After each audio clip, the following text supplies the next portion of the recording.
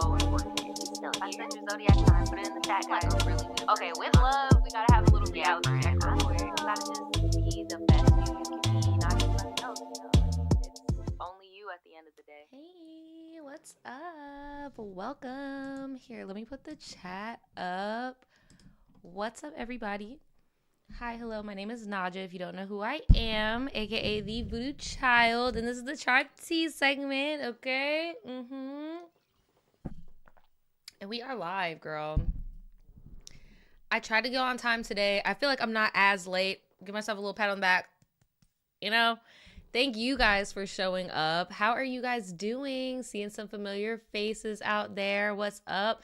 And we got some notifications going out. I know that's right. Like, because I've been feeling like YouTube has not been notifying the girls lately. So what's up? What's up, Twitch family? I know we are live on Twitch as well.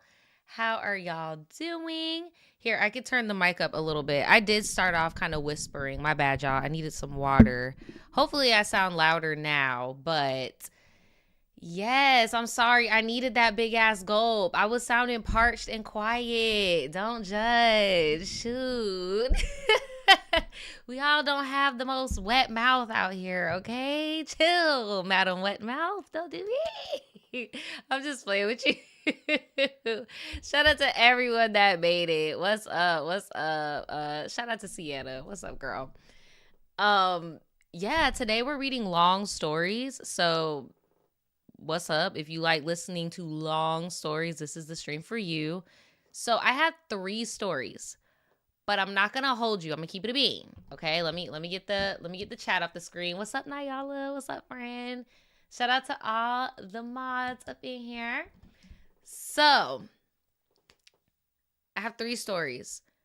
I think I'm only gonna have time for 2, but I'm adding the 3rd one in here just in case, because you guys know I skim the stories, and then unfortunately Google, if y'all know how to turn it off, let me know how, but Google has the AI feature on the email now, so it kind of gives like a little bit of a summary. One of the stories, somebody wrote in and then they hit me up and was like, actually don't share it, I need to tweak it a bit. And I was like, okay. And then they sent in the tweaked version, but I'm not gonna hold you. It's given they might be the problem. Like, I don't know. And if it does get a little out of pocket, I just wanted to have like a backup. So if we don't hear the 3rd story, it's because, you know, it wasn't too out of pocket. But if it's out of pocket, then you'll hear the 3rd story. So the first one is called The Nightmare First Date. The second one is the one where I'm like, you know,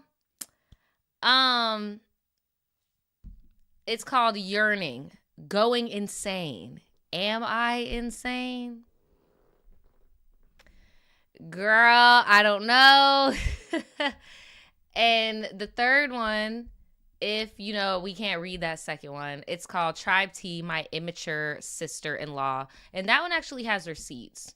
So, you know, it won't be a total like, aw, right? Because we'll get something with some receipts, okay? But yeah, how are y'all doing? I hope y'all are doing really good. I hope you guys are staying hydrated. The weather's been crazy. It's been hot.com. If you have not looked at my Vegas vlog, please go and watch it. Pretty please.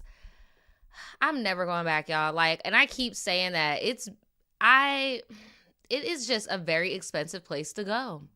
I spent more money there just trying to survive than I did like on my honeymoon, girl, like in PR in the tropics and shit. Like, please go watch my YouTube video so I can recoup some of the coins. Girl, I promise I will never go again. I promise. Just please go and watch the video, please.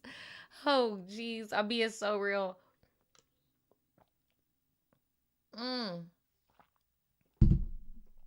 Now somebody said we too old to be yearning, y'all. That is not true. You are not too old to be yearning, okay? Romance is still very much alive. I just feel bad for people who are so into this like nonchalant culture, you know, to the point where they're blocking their blessings.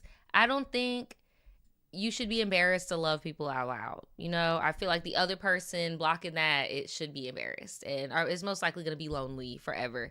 Do not dim your light, y'all. Y'all could yearn, you know, but I get what you're saying where it's like you too old to be naive about certain things, right? But yeah, let's get into this first story, okay? Let's get into it. Enough about me. Let's get into y'all. The nightmare first date story. Hey, Naja. Hey, friend. Oh, make sure you guys like the live, please. Please, please, please. I have been wanting to send in this story, so here it is. It's pretty lighthearted, but it's kind of long. So this is the story of the worst date I have ever been on in my life, okay? Here we go. She says she's been watching me since high school, and now I'm about to be a senior in college, period. By this time next year, I'll be a middle school teacher. Good for you. That's so cool. I love your TRIBETEA videos, but sadly, I can never catch them live. Yeah, girl, you in school right now. But I always watch them the next day, and I always click on your videos before I even read the title. Thank you so much. I really appreciate that. And I was watching the Poor Minds. I think they were on Shay Shay. Girl, I do not watch Club Shay Shay, but I think those two girls are so funny. So, like, whenever they do pop up, I tend to watch them. And it brought a new perspective to when people say to me, oh, I've been watching you for this amount of time. I watch you for that amount of time. Or usually I'm like, girl, you should not have been watching me, okay? You were a little tired. You shouldn't have. They brought the new perspective to me of like, well, you know that 13-year-olds are watching Sexy Red, you know, or listening to Sexy Red. You know that 13-year-olds know all the lyrics to Spend That by Carisha. You know that these 13-year-olds are on these live platforms looking at Woo Lady and Yana and whoever else, the little kids that be on there, like Kai Snat and Ray or Rye or whatever, right? I mean, there has to be a juxtaposition. I feel very, what's the word for it? Flattered that, you know, you chose me as an influence rather than some trifling ass shit, right? So I could appreciate that. So I don't get as shocked anymore when it's just like, oh my God, girl, you was watching me. Where it's like, okay, Naja, you wasn't being too bad. You know, you wasn't being too bad. There was worse. There's worse going on out here, okay? Just adding a new perspective. But yeah, shout out to everybody that just got up in here. A lot of people are just not coming up in here. So yeah, thank you for the ongoing support. Anyway, I'm going to tell you about the worst date I have ever been on in my life. So we're going to call him Chemistry Boy. Chemistry Boy, okay? So Chemistry Boy and I went to the same community college, but he was a health science major and I was a liberal arts major. Girl, if I could go back in time, I would go get me a little general science degree. So at the time, I thought I wanted to become a pediatric nurse, so I had to take chemistry on the health sciences campus. After that semester, I quickly realized nursing was not for me, and for a while, I had no clue what I wanted to do, but I found my way to education. Anyway, I was struggling in chemistry, and Chemistry Boy was in one of my classes. We talked for a little bit. He offered to help me study. Fast forward, we meet up at the library, and he helps me with chemistry. He's being a little flirty. Okay. And I was giving him the same energy back. Side note, I was 19 at the time, and he was either 23 or 24. I honestly don't remember which one, but he was definitely older than me. At 19, I was kind of in my hoe phase. Okay. But I had already started calming down. I wasn't actively looking for anything, but I also wasn't opposed to something coming my way. And I do tend to like older guys. A 3-year age gap is usually my sweet spot. But looking back, I don't know what I was doing giving a 23-year-old attention at 19. And that's not 3 years, baby. That's 1, 2, 3, 4. Okay. Anyways, back to the story. After our study session, he asked me out on a date, and I said, oh, and by the way, I'm not saying, well, anyways, like, that's how they talk. They are typing, well, anyway, like, I'm not trying to be dismissive. I'm sorry if it comes off that way, okay? She said, anyway, back to the story. After our study sessions, he asked me out on a date, and I said yes. And in my head, I'm thinking, what is the worst that can happen? Girl, I was so wrong. See, I am pro dating nerds. I am pro date that nerd, girl.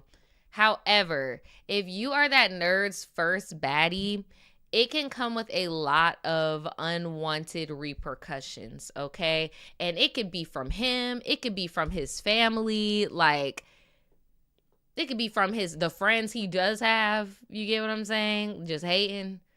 I don't know. I'm just letting you know. Usually, I am pro date the nerds. I feel like tech nerds are safer. Because they have a bit more experience with baddies, because there are tech baddies. You get what I'm saying? But yeah, I kind of feel like I already know where this is going. And the age gap, him being older than you and you being a teenager, even though you're in college, like you being a teenager and him being older than you, like I can see him trying to like control, and I don't know. You said, I love dating nerds, but the switch to who they think you want instead of who they were when I got to the crush. Yeah, there's always like an idea of what people think they want and what they actually want when it comes to dating nerds. Like, not you said nerds, we put it down. Chill. Thank you. Just don't date an incel. That's why I said there is a thin line now. Like, when you're someone's first baddie, and I guess that translates to if he's never had a girl, period. Like, man. Yup, they be on that incel-ish. You gotta be careful. You gotta vet them. So she said, I was so wrong. So skip forward to the day of our date. I lived with my parents throughout community college, and me and my family are pretty open, but I never introduce guys to my family because my family is very sacred to me. The only man I would willingly introduce to them is like my man, okay? And I've never had one before. And he asked if he could pick me up from my house, and this was the first time I had ever let a guy do that because we were kind of friends already, and he happened to live really close to me. My stepmom knew about him because I was pretty open about the whole thing with Chemistry Boy and the tutoring. I just saw it as a lighthearted little thing, you know? So she knew I was going on a date that day. So I'm waiting for him to pick me up, fully expected him to text me when he's outside. Now, to preface this, my whole entire family is home this day, and they're all downstairs hanging out. As I'm waiting, I get a call from my brother's girlfriend. So, okay, hold on. I'm just going to take a pause right here, okay? I'm going to interject and take a pause for anybody that's listening. Okay, so if you usually don't do something, don't start. You know, like if it's worked this far, why are we switching it up? You usually don't have men come to your house, right? Why are we starting today? That was an awesome boundary. So anybody out there, if you're in this situation, just say, hey, I know we're like talking and everything, but like, I don't really know you like that. To be fair, he really shouldn't even know where you live. He should only know where the freaking library is at. You know, I get it. You have a big family. You live with tons of people and all that. So you probably don't think your safety is a factor, but still, I just would not advise anybody out there to do that. But yeah, I would have been like, okay, can you, even if he does pick you up, like maybe I'll walk to the car. Like, I don't know, girl. I just feel like that was a good boundary to have, and I wouldn't have like dropped it. Or I would have somebody in your house drop me off there. I don't know. Because I'm just thinking when I was your age, when I was 18, 19, well, I got my own spot when I was 19, but like the end slope of 19. But like when I was in college, living with my moms, and I was having like guys pick me up and shit, I would like run to the next townhome over and make it look like I lived next door. Like, y'all could steal that if you want.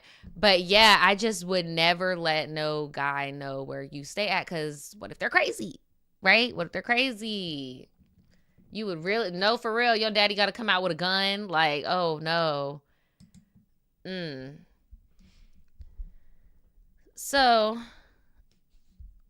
she said, I'm waiting for him to pick me up, expecting him to text me when he's outside. Now, to preface, my whole family is home and they're all downstairs hanging out. As I'm waiting, I get a call from my brother's girlfriend, who's in the house as well.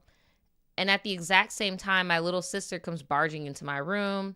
My sister tells me that my brother opened the front door and that my boyfriend's downstairs. What?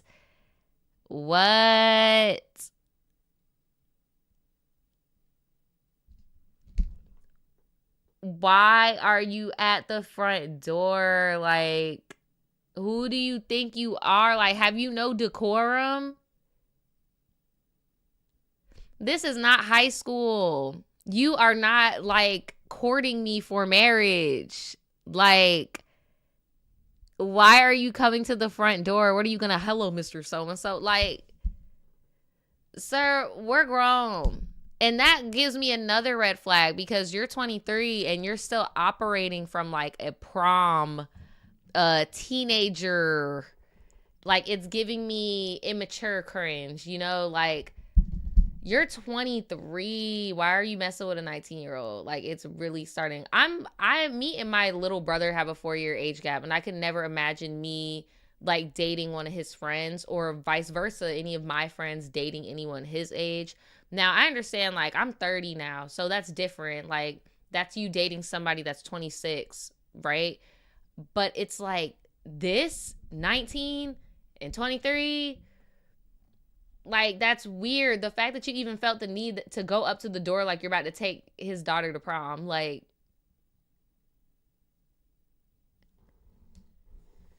oh my God. Keep your ass in the car. Like, why are you coming outside? I would have rather you beep beep, like,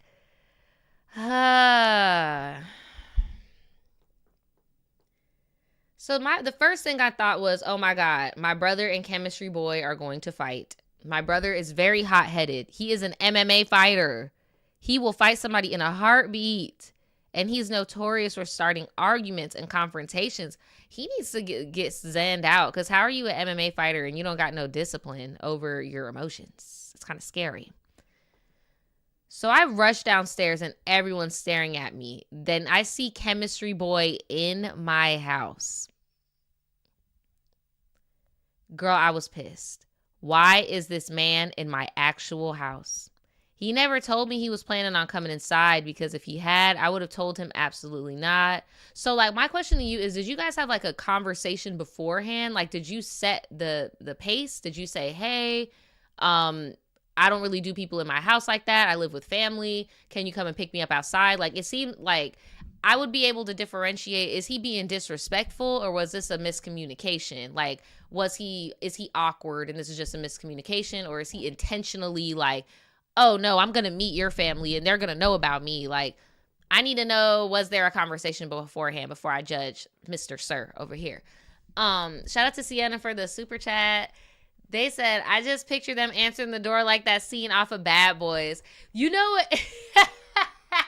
With Martin Lawrence and Will Smith. That's funny.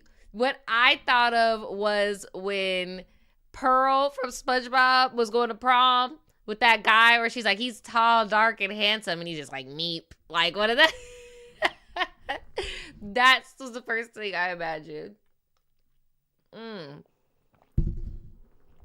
Thank you for the super chat, by the way. Oh my gosh. So, he never told me he was coming inside. So he's just standing there in the foyer and he says hi. And I'm like, hey. I genuinely thought he and my brother had just gotten into some kind of tussle. But then I walked over to my family in the kitchen and everyone's just like staring at me. And I'm like, what's happening? And my brother, so loud, says, so chemistry boy can hear him, oh, nothing. Your friend just doesn't know how to say hi or have any manners. And I'm like, oh my God, what is going on? Then my stepmom goes, oh, nothing. He just says that he's here for you. So I explained to her that this is chemistry boy. And she's like, oh, okay. We finally get everything sorted out in my house, and at this point, I'm trying to get out of here ASAP. We walk out the front door, and of course, my dad is in the garage with the door open, working on cars in the drive. He tried to play it off like he not trying to be nosy. I was like, oh, you gotta be kidding me. So chemistry boy insists on saying hi to my dad. Again, I need to know if y'all had a conversation beforehand. Like, if y'all had a conversation beforehand of you telling him, like, how you want things to go and how you don't feel comfortable with this, that, and the third, and he's doing this, that's a problem. But if he's genuinely just an awkward guy that, like, has, like, social skill problems, that's not out of the ordinary when you want to date nerds, you know? Like, you know? She said, girl, what world would you live in and to not let your family know that you're planning on having a third party y'all address? That's what I'm saying. Like, the immaturity is showing in this, you being 19, because I would be mad as hell if I had a kid, if I had my teenager just randomly, just a guy just in my house. Like, I'd be like, who is this?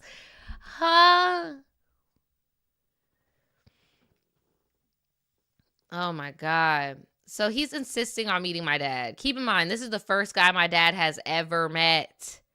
Before I could even object, my dad is already walking towards us. They introduce themselves, and I quickly tell my dad, this is my friend from chemistry class. We finally get to the car, and this man doesn't even open the door for me after meeting my entire family. At this point, I already wanted to call the date off, but I just kept it pushing. No, honestly, at that point, I would have been like, hey, I'm a little overwhelmed with the situation. I think we need to pump the brakes. Let's regroup another time. Like, this was a lot for me. I would not have went forward with the date. Minus the petty, he didn't hold the door. He should have held the fucking door. Like, he should have held the door. That's the least you could do. This is like,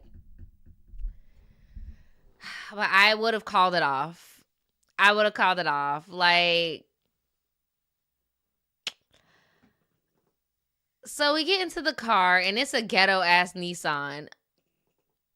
Girl, not that Nissans are ghetto, but his damn radio was broken along with half of the other stuff in there.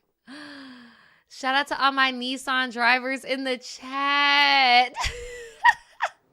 Y'all know I am Honda gang. I love me a good old 15-year-old car. I love you. Shout out to y'all. Oh my gosh. Girl, I'm telling you, when you want to date these nerds, they love them a good fixer-upper. They just love practicality. This is the shit that we... Y'all in the chat talking about I am triggered. Oh my, they talk about the Nissans be folded with a light breeze. No, really, all jokes aside, Nissans are for the girls. Nissans are for the girls. Usually nerds will get a Honda or a Toyota and like trick it out, play with it. If they really got money, they'll get like an old classic American car and like, you know, build up, put a kit on it. Nissans are for the girls. That is like a real feminine ass car. I'm not going to hold you. Nissans are for the girlies. That's why I said shout out to all my Nissan girls. You said I know it was a black one. It's giving silver in my brain. The first thing I thought was like silver Nissan when she said that. Just all balled up. Just something balled up on that bitch, you know? It's like, if you see that check engine, mind your business every time. Oh my gosh. Once we're in the car, he starts telling me that my brother came at him aggressive and that he wanted to put my brother in a headlock. I'm like, don't get all rowdy and puff your chest now, buddy. All right? You should have came with that energy. You should have came with that assertive, confident, confrontational energy round one.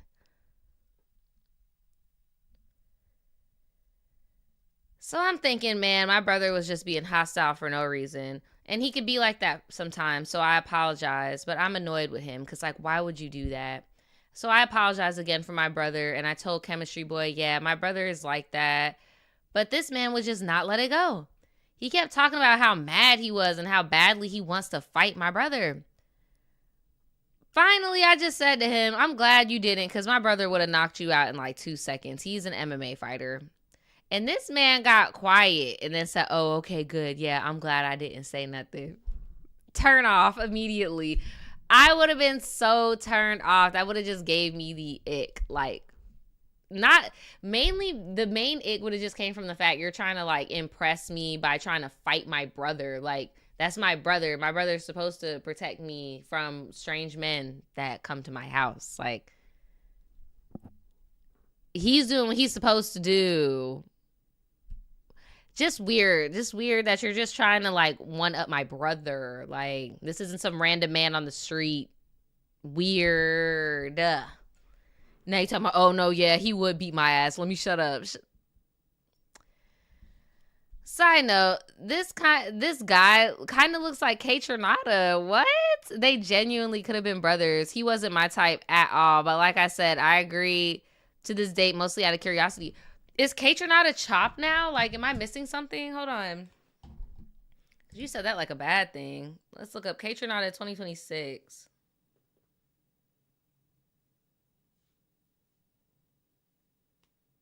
Because last time I checked, Kate Trinata wasn't ugly.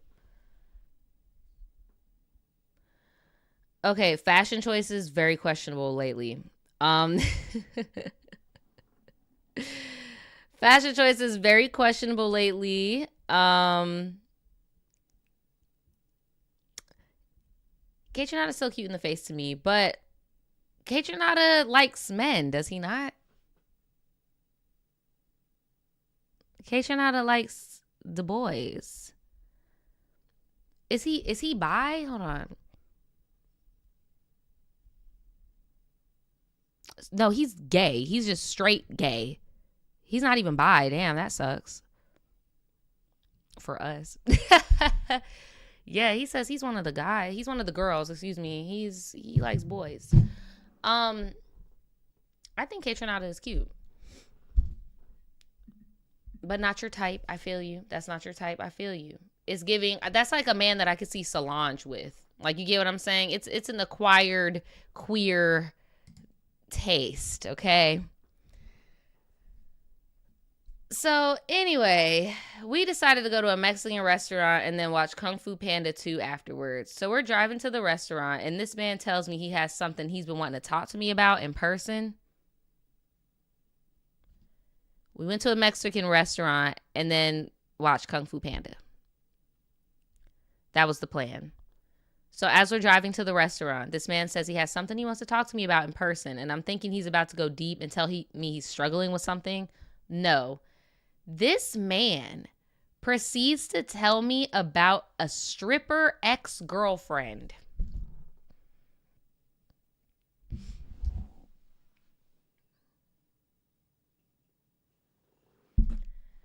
Girl, I was like, what exactly do you want me to do with this information? And he starts telling me that she lives 3 hours away and that he spent all of his money on her and he paid for her to move to our town.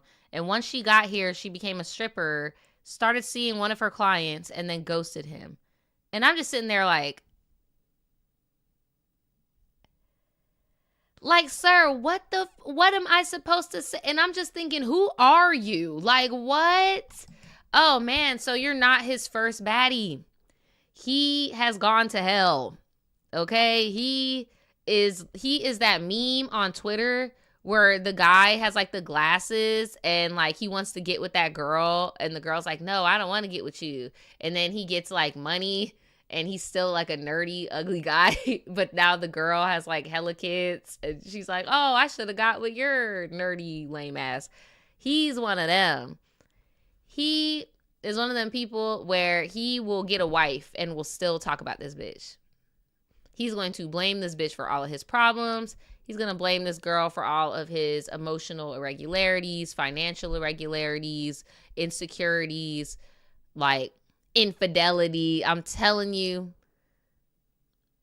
this is literally, yes, the beat it chick meme. Thank you. The beat it chick meme. That's him. That is him. Ladies, if you date a guy and literally the first date, they are talking about a woman, I don't give a damn if that's their wife. They're not over, like an ex-wife. They're not over them. Go on to the next one. You deserve somebody that at least wants to date. It sounds to me like he needs therapy. Like, some guys be using dates as therapy. Like, why are you talking to me about your ex? Like, oh my gosh. He fell into BB hell. The dark side. Like, You said he is a loser, not a nerd. He is a disgrace to the nerds everywhere. Oh my gosh. So finally, we move past that convo and make it to the restaurant. Then this man proceeds to sit in the booth on my side. Personally, I hate when people sit on the same side of the booth as me. I feel like that is an earned seat. That is not like immediately you sit, like, no, especially the first date. I want you to sit across from me. I need eye contact. Like, no. Like, even with my husband, I prefer us to have our own booth. The only time I'll sit in the booth with him is if, like, we don't really have much to talk about. Like, you know, we yap for a living. So if it's Saturday, we just did a pod Friday night. We just yap. There's nothing really to talk about. Like, let's sit side by side. We'll scroll on our phone, like, whatever. That's like a earned, or if you're trying to be cutesy, you know, you get caked up in the booth. That is a earned spot. You don't just, I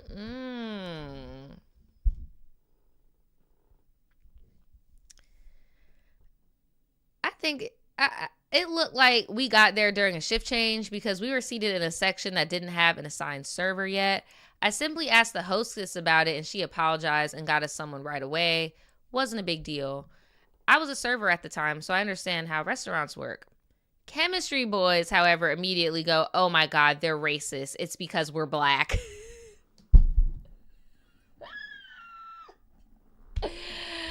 Oh my God. I was just going to ask. I was like, what are you? Are you also black? Like, because Kate is black. So, like, what's the dynamic here? Is this an interracial thing? Maybe that's another reason why he felt uncomfortable in your home, you know? But okay, now knowing that you're both black, I'm even side-eyeing it even more why he felt just so comfortable just walking in your house like that. And like,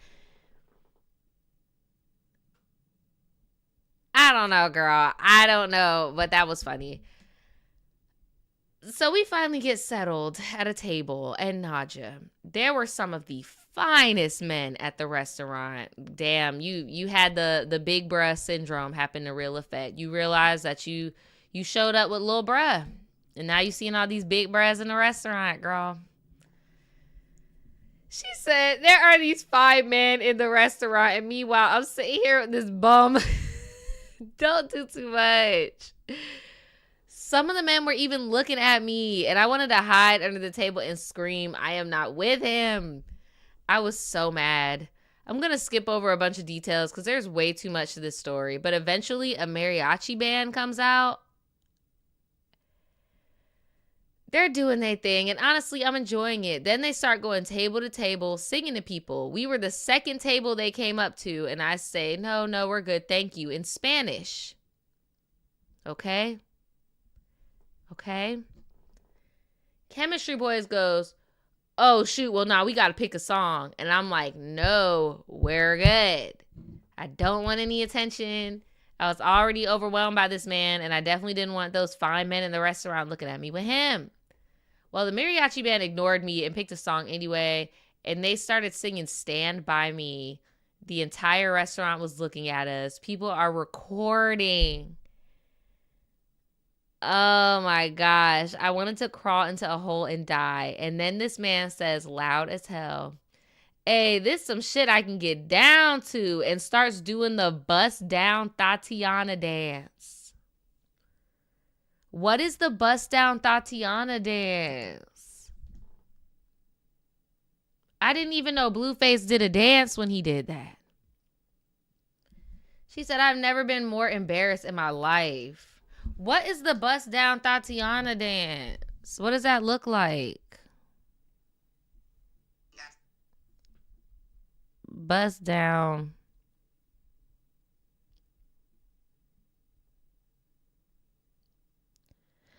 Oh. No, he didn't. Oh, that's embarrassing. That one. Is he doing it anymore? Bruh, Blueface looked like a mess. Ew. That.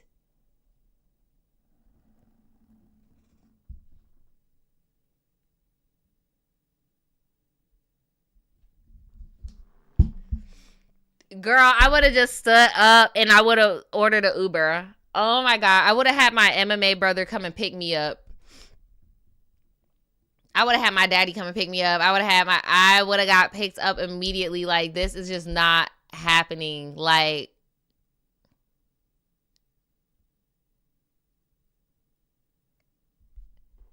the secondhand embarrassment is too much.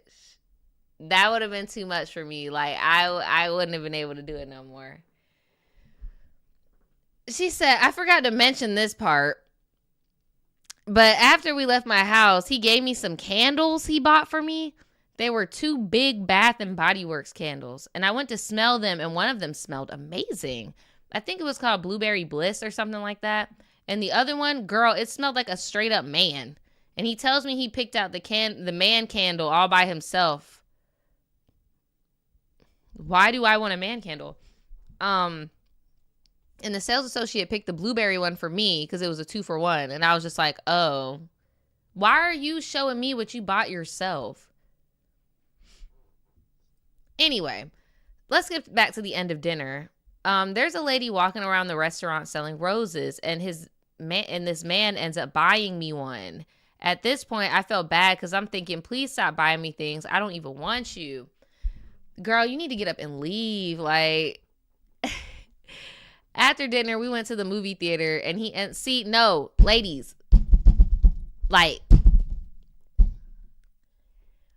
he should have took you home. You should have been like, look, I'm going to call it a night. Honestly, you shouldn't even went to the restaurant. If you would have, and I get it, this is the past, you can't do shit now, but anyone else in the situation, if he came in your house, that's the first boundary, all fucked up. This is not going to work. I need to regroup myself. We could do this again another time. Like, this just overwhelmed me. This is not what I expected. Like, I don't usually do shit like this. Like, don't like it. You could have avoided all of this, right? Because now we're about to go to a third location. No.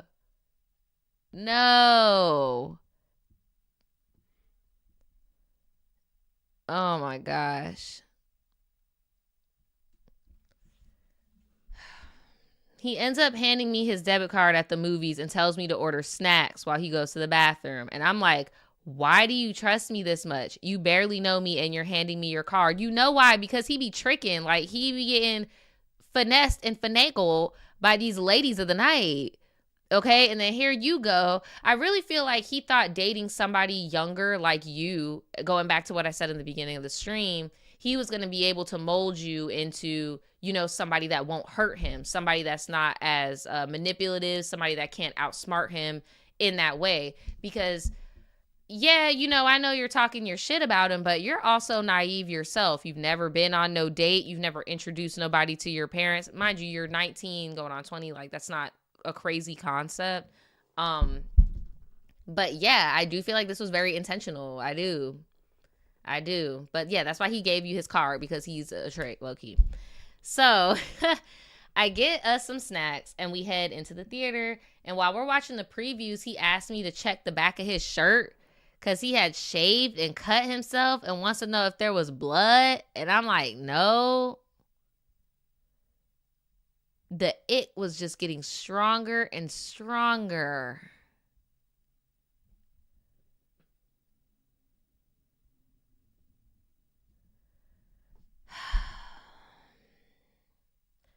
We watched the movie and I swear it felt so long because I wanted to go home. The movie finally ends and I'm thinking, thank God I could go. Wrong.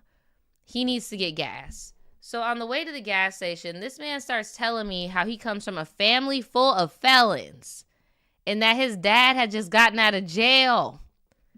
I said, huh? Listen, I do not like thugs, gangbangers, or anything remotely close to that lifestyle. Well, baby, you talking to somebody who messes with people in that lifestyle. I don't know what to tell you. She said, I like a well-distinguished gentleman, so I was thrown off guard. He immediately goes, don't worry, I'm not like that, though. Then he tells me that his dad is over at his grandma's house and asks if I want to go meet them. Hell no. Take me home. Now, I did need something from him. He had gotten a really good grade on a chemistry test, and I needed to do test corrections. He had offered to let me use his test so I can copy the answers and figure out where I went wrong. Well, he tells me we need to stop by his house to grab it. Immediately, I'm like, are you trying to sleep with me? But I kept that thought to myself. Like a dumbass, I agreed to go. Again, if there is an exit, take it. If there's an exit, take it. Ladies, a grade is not what, like, and if you have that inkling, does he want to sleep with me? Probably. Go home.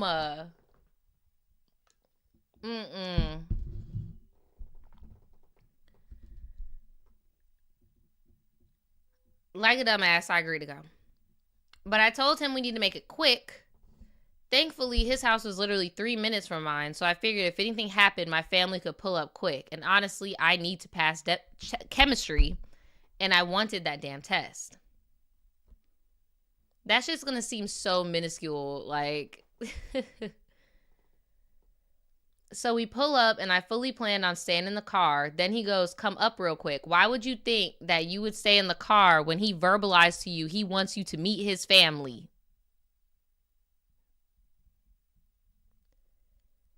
I was like, oh, brother. So I go inside. His roommate is there, and honestly, his roommate was cool. Super nice guy. We immediately walk toward Chemistry Boy's room, and I'm standing in the doorway. Girl, his room was messy. I'm sitting here thinking, why would you invite me up here when it looks like this? Then he asked me, why do you look so scared? I don't know, maybe because I'm in your house and I don't want to be. Thankfully, he grabs the test and we leave. He takes me home and I basically jump out of that car. I told him thanks and immediately dipped. I walked into the house carrying all the gifts he brought me, and my stepmom and little sister are sitting on the couch. The second they saw me, they start busting out laughing. They're like, so how did it go? And I said, horrible. Fast forward, they finally tell me what actually happened when my brother opened the door. Apparently, Chemistry Boy rang the doorbell, and when my brother opened it, this man immediately tried to walk into the house. Oh my God. The problem was that my brother had no idea who he was and didn't even know I was going on this date. So my brother's like, who are you? While nudging him back out the door. He said, who are you? Chemistry Boy responds, I'm here for G.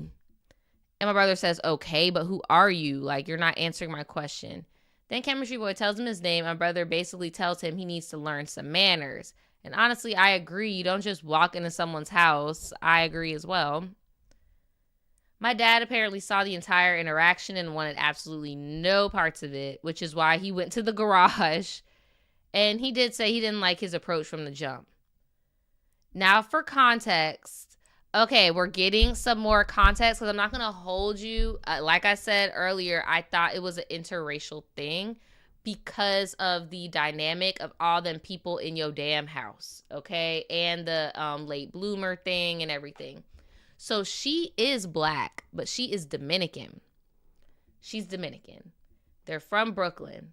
She says our family can be tough, but we are huge on respect.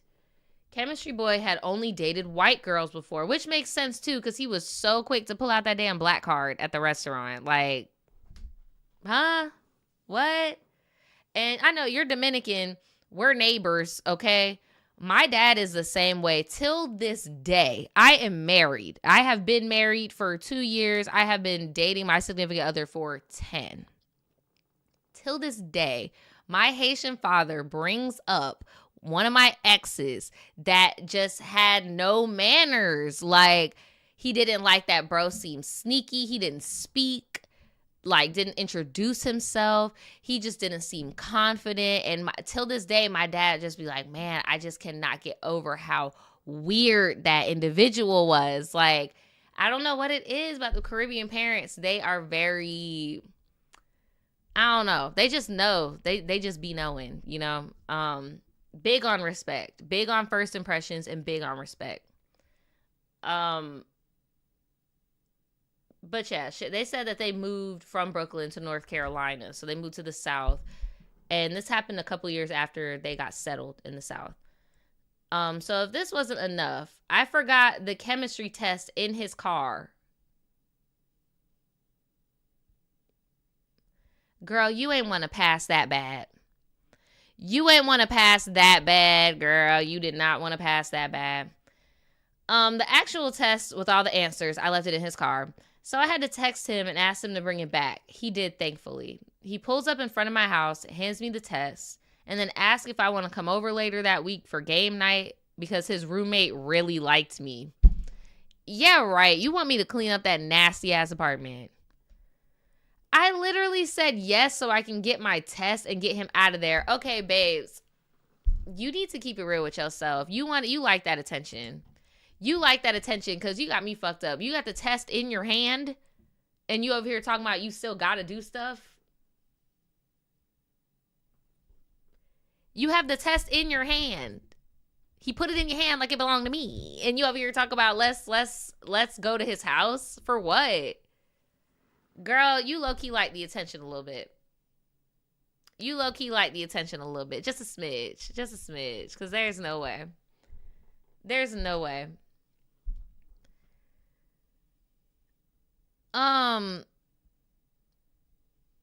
So I got the test, and I later texted him and told him we weren't a match, and that was the end of Chemistry Boy.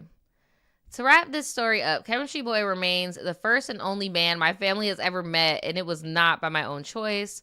Also, I completely forgot to mention this earlier, but this man was acting like he was on booger sugar the entire date. And I don't mess with substances. I don't care if somebody, you know, smokes a little tree every now and then. But anything beyond that is a hard no for me. The crazy part is that he worked as a pharmacist. At one point, he told me I'm not a crazy guy, but I like to do substances here and there. And I'm like, excuse me? Today, I'm convinced he took something before our date because he was acting absolutely wild. Like, seriously, the blue face dance was crazy. You were doing the bust down Tatiana dance in the Mexican restaurant with the mariachi band. I don't know what type of beta blockers he was on. Like, you get what I'm saying? I really don't. Like,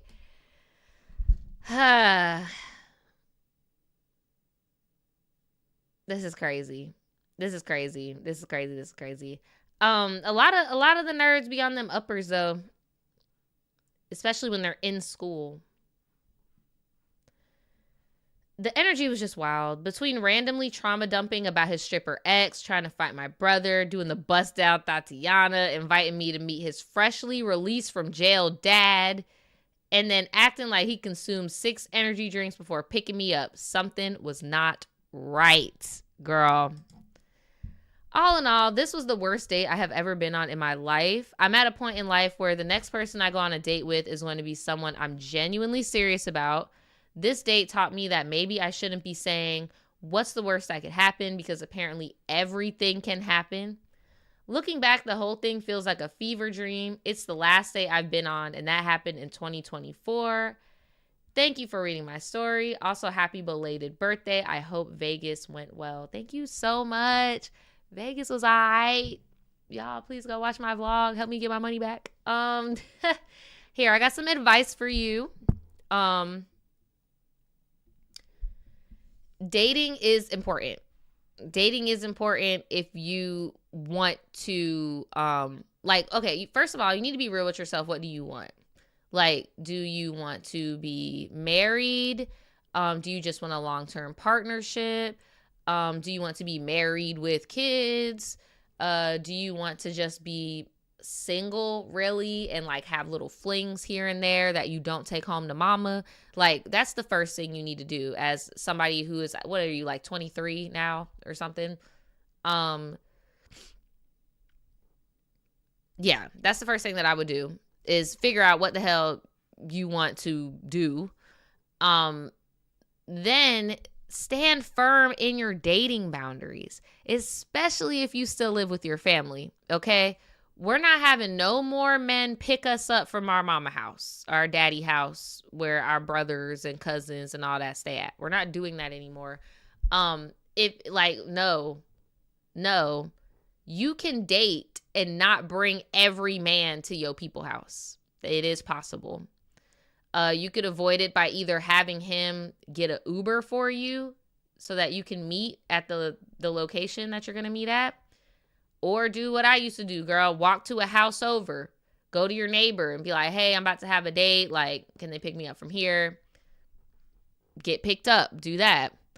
But yeah, dating is way more than just this. Like, that's why I'm like, you need to really think, like, what do you want? Don't be afraid to bail. When you're on these dates, you don't have to stick it out. You don't owe anybody anything. And by you using this test, it lets me know that you view dating as very transactional and conditional. So like, even you thinking he wanted sex from you by going to the apartment, right? His room wasn't even clean, girl. Like, you get what I'm saying? Even him trying to fish for like, okay, what does she like? Like, well, do you want a YN? You know, I got YNs in my family. I got it in my blood. Like, what do you want, right? So yeah, I feel like if you stop viewing it as so conditional, contractual, you get what I'm saying? Like, somebody's using somebody for something, like ulterior motives. I feel like you'll have a better time. I feel like if you realize you don't have to stay anywhere when them good vibes ain't vibing, you can leave.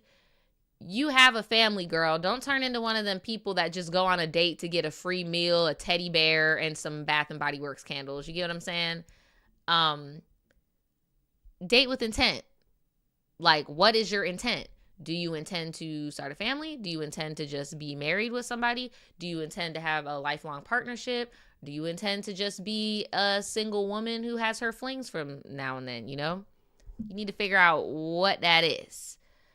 Someone in the chat said, we have been thinking more critically about these things, especially as a woman in this day and age. Yes. Because what you don't want is, okay, now he done coerced you into this situation because you think you owe him something, and now he not wearing a protection, and now you're pregnant, and you're just like, what the hell? How did this even happen, right?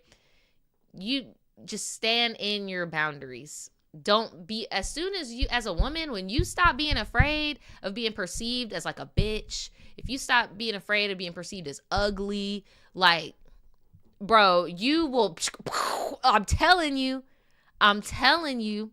because, okay, what's the worst that could happen? Oh, I'm gonna hurt his feelings because he got me this, he came to my house, and like, no, bro, you just walked into my house. Like, that's a bad start. We need to regroup, try again. Maybe you're just awkward, you know, but bro. So it's important to figure out what you value and not what your family values, especially if they have their own values. That's true too. Like, I feel like you are putting your family a little bit too much in your dating life, you know, like, or lack thereof, right? And this is the backfire of that Caribbean parenting of like, oh, my daughter can't talk to nobody, but my son can bang down every bitch on the block, right? Because now you're about to be in your mid-20s, and like, you're viewing dating as in, oh, this is about to be my Mr. Right. Like, even you being in the restaurant feeling insecure, like, oh my God, there's other prospects, other men are watching me with this undesirable. Like, girl, get a grip. Like, I don't know. Next time, say no unless it's a legitimate reason to say yes. I agree. We got to stand up. Really do. But yeah, girl, I would not say no to dating. I would not say no to dating. And I would even argue that anyone you meet in person, you have a higher chance of it not being weird than on an app, right? So I wouldn't block your blessings in real life and self-isolate. You get what I'm saying? But have discernment. If you know you don't already do shit, don't bend the rules for this guy, because he doesn't even know if you don't even know if he deserves to get rules bended for. We just bending rules for people. No, girl. No, for you to treat him like an undesirable. Like, oh my God, all these Idris Elbas in here see me with this. Oh my God. Like, girl, chill. But if you guys have any advice, let her know. If you're somebody who is like scorned from a bad dating experience, let her know in the comments below, you know, what she could do differently to get herself back out there. But yeah, not every man is going to be perfect. Not every woman is going to be perfect. Okay? But there are some things that are just like deal breakers or boundary. Like you just, like, I'll tell you right now, I knew my husband wasn't going to be coming to me, bitching to me about the last bitch. Like, that's just was not going to be a thing. I remember in my younger years, I had a fling like that, where it was literally like a fling, and he just wouldn't stop talking about the girl. And then I wanted to go to the pool in his neighborhood, and so his parents were there too. It was like really quick, but the parents were really enamored with me too. And I didn't know this, but like apparently I looked like the ex, bro. Like he was really like, girl. And it's crazy, like, bruh, I could just not imagine. And now he's like married, he has a family and everything, but she also kind of looks like, and I just couldn't imagine, like, and I just know for a fact when they started talking, he was talking about her. Like, man, these men are scary. These men are scary. These men are scary. Speaking of men being scary, girl, this one is from a Guy Tribe member, and it's called Yearning, Going Insane. Am I insane? Babes, I hope you're not being insane, because if you're being insane, I'm going to have to cut your mic. I'm looking at these pictures of you. You are so fit. Hello, Jim, bro. Yes. Okay, and now you're scaring me, because why are we taking pictures of strangers on the train? All right. Alrighty.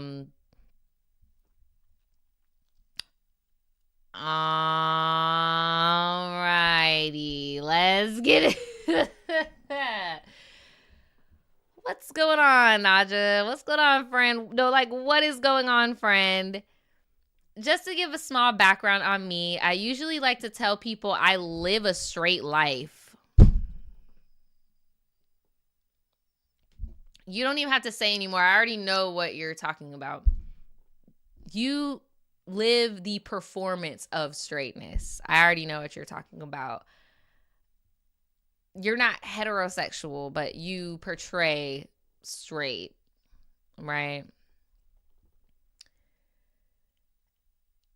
And when I say that, I mean, as a kid, I've always known I've liked men too, but I was just a regular boy. Like, I like Hot Wheels, Transformers. I had crushes on girls also. But then in high school, things just shifted, and I started to see, like, grown men, like, through the... Okay. Let me slow down, because I'm using boy and men interchangeably. As a young boy, he did not look at boys that way, okay? Then when they started going through puberty, they're going through high school and stuff like that, now they're seeing men and, like, adolescent young men, right? And now they're, like, having an awakening, like, oh, I actually am attracted to this, from the lens of a teenager. And they said, but still, I met my ex-girlfriend in high school, and we became best friends, dated in college, and then she cheated on me with an old friend of hers, and that became the transition into me embracing my bi side. In my opinion, a very small niche type of bi, not DL necessarily. I've just always grown up a normal boy, never really needing to hide anything. Women like me, they seem to feel safe around me, and I get along with most men unless they hating for real or fighting DL demons or both. Okay, so I could chip in as a bisexual girl. what you're explaining is the same type of, for one, you're not living straight. You're what's the word for it? You can damn, why am I pulling a blank? What is the word for it? It's not assimilate. I guess mask. Like you can be straight passing as a bi person, and that's why I usually identify with trans people as well. Like in the LGBTQ community, trans and queer people and bi people, pan people usually go through similar experiences of people saying that we are hetero presenting or we are straight presenting, because if we are not in a same-sex relationship, we appear as straight to the world. Like, it's not alarming, right? Like, if a trans girl is with a cis man, the majority of the time nobody is batting an eye, and somebody might even consider that a straight relationship. So what you're doing is not so much, it's very much a choice. It's very much a choice. You're not better than anybody because of this choice. You know what I'm saying? The same way I choose to wear a bi flag wig, you know, during Pride. It's a choice. It doesn't mean that you're better just because you choose not to be more flamboyant, or you choose not to what they say in Holiday Heart, where they be like, see, I'm more of an in the closet. I'm not like a parade type of gay. I feel like we as bi people, we get that privilege that a lot of, the same with trans people, we get that privilege if we are passing, because, you know, some queer people are queer and they don't, you know, abide by a lot of genders, a lot of be non-binary and stuff like that. Yeah, it doesn't mean that you're better or anything. It's, if anything, it just shows more that this is all a social construct, right? But that's just my POV as a bi person talking to other bi people. I realize that a lot of us have that. Someone said internalized homophobia. Yes. Where it's like, just because it's not on Front Street doesn't mean you're not part of this community. It doesn't mean that, you know. But yeah, they said that they didn't have their first like guy experience until they were 21. So with that being said, I don't want this to come off like I'm trying to chase an unrealistic fairy tale. I'm a monogamous guy. I've dated long term, both men and women, and my longest relationship was 3 years with a guy. Damn. Just to reiterate, I'm not chasing this love fantasy because I'm deprived. Everyone attracts a certain type. I, unfortunately or fortunately, attract firefighters, cops, blue-collar construction workers. And in a way, it's cool. I do like masculine guys, and the dilemma is, because they're not in their truth, anything normal is out of the equation if they're attracted. So even if I were to just approach on something casual, they usually tense up and it's frustrating. I'm going to rewind it back. Hold on. My longest relationship was 3 years with a guy. My question with that, based off of how you just told me how you identify with your sexuality, is, was that guy DL, or is he openly out? And then is he openly gay, or is he openly bi, pan, what? Like, these things do matter. As a bi person, I just feel like it does matter on the dynamics of the relationship. It does. It does. Because being in a relationship with my husband, I get way less scrutiny than when I'm out at the Pride Parade with my girls and we got our hands over each other. And like, if you were to snap that picture right there, yeah, way more scrutiny, right? So it does matter. This 3-year relationship with this guy, was it in public? Did y'all do Christmas together? Did he go to your family house for Thanksgiving? Like,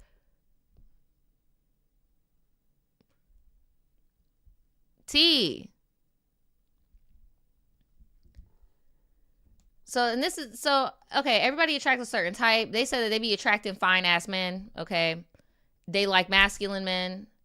My dilemma is, because they're not in their truth, anything normal is out of the equation if they're attracted. So even if I were to just approach on something casual, they usually tense up. I can't help that they're my type. My aura, my personality, I don't know. I think that's just who I attract. I do attract feminine guys too, but it always seems like more an admiration. Like they seem to like that I'm different. But I think a lot of the times they don't be clocking I'm one of them people. But I guess I hide it well. And by them people, he's talking about the lettuce, bacon, tomato. Okay. So are you? Is this like a real round the way saying like you like straight guys? Is that what you're trying to do right now? Is that like your round the way of saying that you're attracted to straight men and that gay guys don't want you and that they just admire you? Okay. Anyways, this situation or whatever it was felt very different. Around 2024, me and my ex were officially broken up, but I was still living with him. Damn. If you're familiar with the New York MTA system, then you know, I don't want to give too much information because, like, girl, I know you live in New York and you think that nobody know, but like this, I'm not trying to clock your tea. Let's just say, when you leave a certain borough, there's a certain time set to leave. Like this train doesn't like operate a lot or as frequently. So there's usually the same people on this to catch this train, depending on the schedule. I guess I was working morning evening shifts. Me and my ex were discussing me moving out. And one night on my way home, there was this guy staring at me. Not in a bad way, just staring. When we locked eyes in the split moment, I kind of was put off by it, but he was staring hard. I doubled back and saw that there was just something about him, and that was the premise for a while. I would get home clearly with something on my mind, and the only thing I could say was, there's this guy on the train, and there is something about him. This is after a couple weeks. My ex would just see how my energy was shifted when I would walk in, and I guess I was visibly flustered, not in a bad way, just like struck in. There was just something about him. So now it's April 2024, and I would see him on the train here and there. At this point, it was by chance. I would leave work to get to the station, and there he would be. He seemed to be a construction worker for the train line, and he would sit with a group of guys. Sometimes we would stand on opposite tracks, and the group would be talking, and he would just be off to the side, staring like a deer in headlights. So I'm going to just interject here. You sent me a picture of this guy, of what he looks like. First off, you look like, and I know you probably hear this a lot, you look like a TikToker, and you know which TikToker I'm talking about. I'm not gonna expose you, but if you've heard that, you know who the fuck I'm talking about. You look like a TikToker. I'm looking at the picture you sent me. No shade, I be hearing about the Hispanic construction worker, how they low-key, they be getting in with each other. And I heard this, I was on Mexican Talk like months ago, and the wives were talking about how the girls be going up there with the lunch boxes and like be packing their man lunches. And then those girls retaliated when they were like, you think that they want us? No, they be hunching each other. They be smashing each other, baby. I'm just trying to get my $50 for my lunch. I did not know. I did not know all that was going on. And yes, they be married. They be married, have 3-4 kids. You would have never known. I was shocked. I was like, I didn't know any of this was going on over there. Frazzled.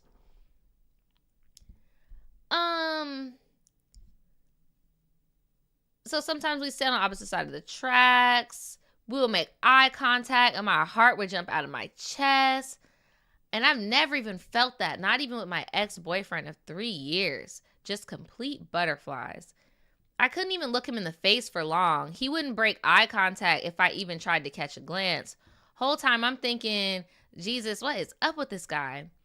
Over time, I would see him on the train when I lived in another borough. Then I moved away for 6 months, so I didn't see him, which made me sad. But at the time, I figured it was a one and done. Shout out to Sienna for the super chat. She said, wait till you learn about the Russian military and how they get down. Oh, well, see, now I got to go down that rabbit hole, too. Cause I be hearing things about certain occupations get very fraternal, if you get what I'm saying. All right, saying. So they stopped seeing them on the train. Um, then I moved back for about a year to the other borough with my ex when I got fired with my job. My ex allowed me to crash back at his place. Um, and at this point, we've been broken up a year and a half, so he really did me a solid. I ended up seeing the guy on the train platform again. For the 7 months of employment, I took the time to myself, got into the gym heavy, no fast food. I was doing and looking really good. And some days I naturally get up early, did what I need to do, and he seemed to be on the set 326. So that was the train, and I always aimed for when I was going home.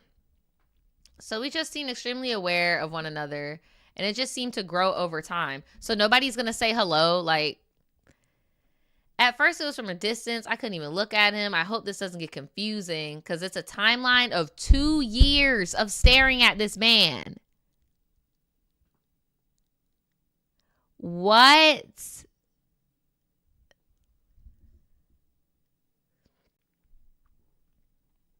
So before I moved away from my ex for 6 months, he would sit with his group of guys, and I always felt I never had a chance because he was never alone.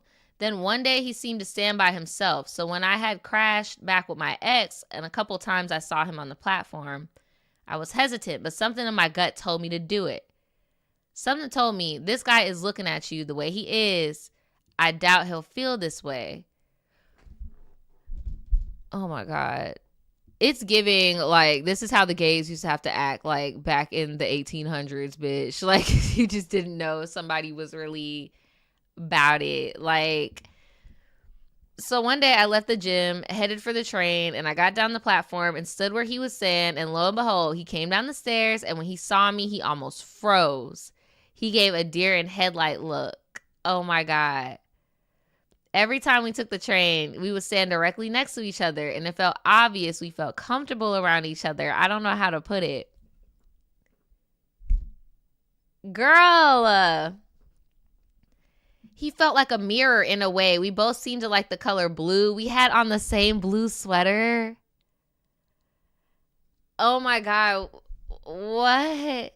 I briefly spoke to him one day when he was getting off the train. I kind of waved to get his attention, and I asked if this was the same blue, if it was obsidian blue, or if we both wore a black obsidian bracelet. My bad. And he seemed frustrated, but he was smiley and said, I think so. Not in a flirty way, but it was just nice. To this day, I notice when people ask me a question and I have to say, I think so, I unconsciously mimic the way that he did it.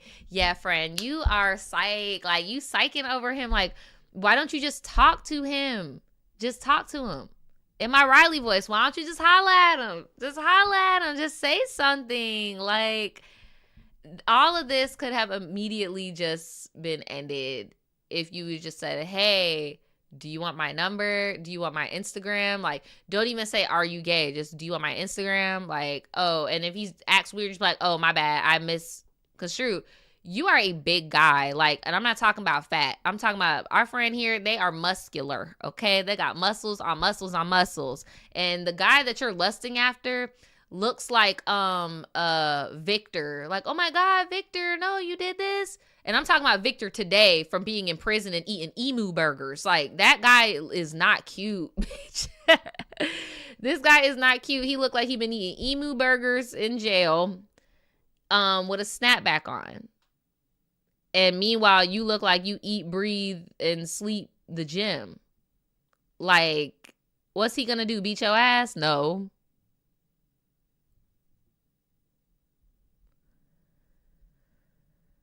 No, for real. You did say the MTA. Mind you, it's New York. Like, there is a 75-30 chance that this motherfucker is into what you into. Like, oh my gosh.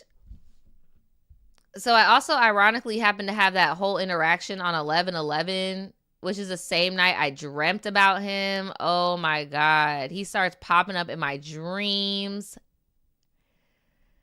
I am a Scorpio rising, Pisces Venus, and a Taurus moon. So I am just very tapped in.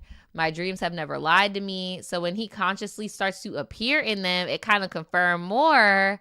You know what would really confirm it? If you freaking asked him instead of dreaming about him. What happens is when you think about stuff so much, it goes into your subconscious and then it goes into your dreams. Then when you have unfinished business, blockages, avoidant behavior, it really shows up in your dreams, which I think is what's going on right now. Oh my gosh. So over time, I be getting it low in my throat, standing next to him. I be standing by the window and we both be pressed up, looking out the window, looking at each other. I'll never forget one day he sat down but facing me and I looked at him and I did a deep inhale and exhale, like on some, if only I could talk to you. And he held eye contact the entire time. Just these low, almost sad eyes that read, we're dudes, we can't do this. What? You don't know my name. So trying to talk about, bro, you don't even know his name. Hannah said you do not even know this man's name. Oh my God, bro. So long story short, I finally found a new job and was once again moving away from my ex who gracefully allowed me to crash there, move into another borough, so I no longer needed to be on that train. So one day on the train as usual, standing next to each other, but my gut was on another level.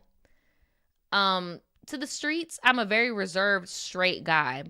Fred, I don't know who needs to tell you this, but I think it's just because I'm bi. Like, I can clock it. I know what it be giving. Okay, I just know what it be giving.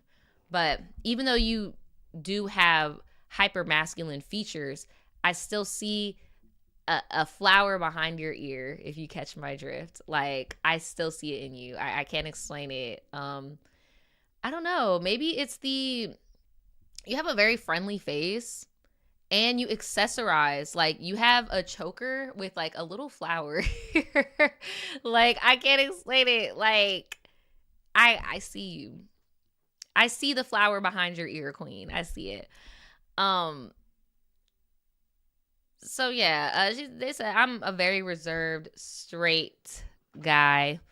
So I don't do things like this. I don't approach people. But he got off. I walked out the door first, and I'm walking down the steps of the street, and he's walking slow behind me for about 2 seconds. I chicken out, and I let him walk past me and tapped his shoulder. Oh my gosh. I don't remember verbatim, but along the lines of, oh my God, you confronted him. Ah! Okay. He said, sup, bruh. For a... Okay, I'm sorry. He says, sup, bruh. For a while, we've been looking at each other. I'm starting a new job, and I don't know if I'm going to get the opportunity again. I was wondering, do you want to exchange numbers? Oh my God. Help me. As I'm saying this, we're looking at each other. He's facing me. He's reassuring me. He's listening. He's like, okay. He's actively listening. He didn't come off cold, and I'm nervous. But it seemed immediately once I said exchange numbers part, he was like, if you were thinking the other way, I wasn't. And quickly was like, okay, cool, and walked off. Back to the top of the train platform, honestly, crushed. You would think it was over, but here's where the synchronicities come to play. No, baby, that is when it was over. That's when it's over. That is when it ended. That man didn't even say yes or no. He just walked away because he knew he was going to have to run into your big muscular ass that looked like you looking like you going to beat him up, bitch. He's probably like, I got to see this big motherfucker every day. And now, I don't know if you a short king, but baby, you look like you could give a mean headlock, okay? Yeah, he's like, I'm probably not trying to piss him off. okay? And just beep, beep, beep, beep, ran away. Talk about nobody else noticed. Like, oh my gosh, bruh. Like, you should have threw in the towel. Oh God. So immediately after that, a man on a bike comes around the corner. Oh, these are the synchronicities. These are the things that the universe is doing. So a man comes around the corner on a bike singing the song On the Inside by Mary Jane. Girls was playing on the boom box. So there's just tons of like music things going on they think is going on. Songs on the radio. Full circle moments. Time passes. I'm leaving work one night and I see the MTA work van. Baby, you live in the city. You see them everywhere. That's not, oh my God. About a month in, I'm getting used to my schedule change. I go on break. I'm walking outside and I see him sitting on back of the work van. I couldn't believe my eyes. I seen him 4 more occasions outside my job. And you see why I'm not saying what train and everything he was doing, because the fact that you're just in, you know how many freaking people live in the city and you seeing him multiple times? Girl. Another time I was getting lunch and my phone randomly played a song On the Inside by the Mary Jane Girls again. The same song. And I look up and there he is. And oh my gosh, I swear seeing him started my what awakening? What is this? I gotta Google this because I need to be in the know. What is this?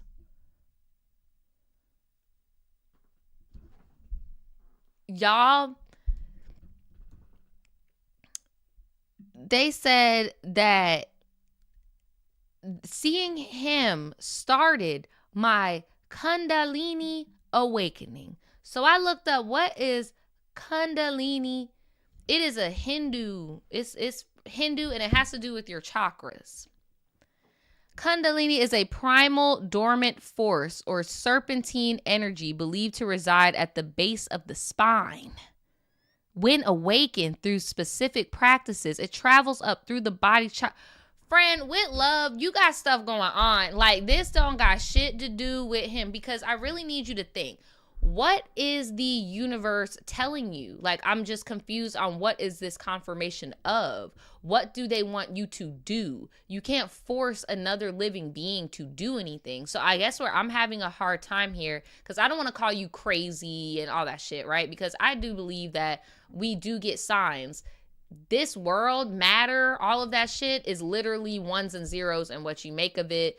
Prayer is very, very, very important because it's manifestation. Like, the word, spoken word is very strong. Like, you can literally create something out of thin air, right? I don't want to discredit your experience in that way. But what I will say is,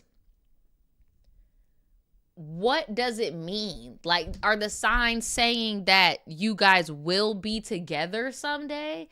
Does it mean that you should do something to him? Like, I guess I'm just confused on what the gag is. You get what I'm saying? And we're equating this obsession, what it really is,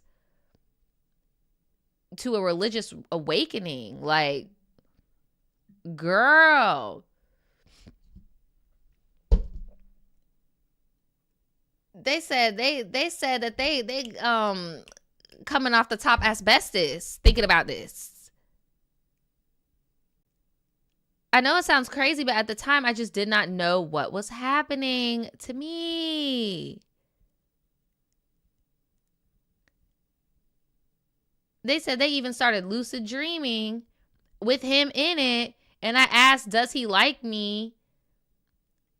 And a woman on the bus rolled her eyes and said, yes, but you have to work on yourself. See, and that's what I'm saying. Like, so the delusions are telling you how this person feels. You can't change how people feel. Like, what I think may be going on is, and there's 2 more paragraphs left to this. What I think may be going on is that you're not taking rejection well. And I think you should have went to therapy after that breakup. You got rejected sexually, romantically, but that ex still allowed you to sleep on their couch. They still allowed you to like do platonic things with them, right? And I feel like that rejection started this trickle effect in some weird Freudian way of you obsessing over this emotionally absent person that is not attracted to you, that rejects you daily. And you are just holding on to these little pieces of bare minimum human interaction, right? Eye contact, common commute, maybe a little brush on the shoulder here and there. You know, I think that you probably would do really well with like rejection therapy. You also being attractive and being bi. So not only are you attractive, but you get lusted after by both genders. Again, going into rejection not being your strong suit, you know? That's just my opinion so far from what I'm seeing. Some people in the chat are saying spiritual psychosis and all that. I have heard, I just know breakups will drive people fucking crazy. And I feel like that long relationship that you were in had damage.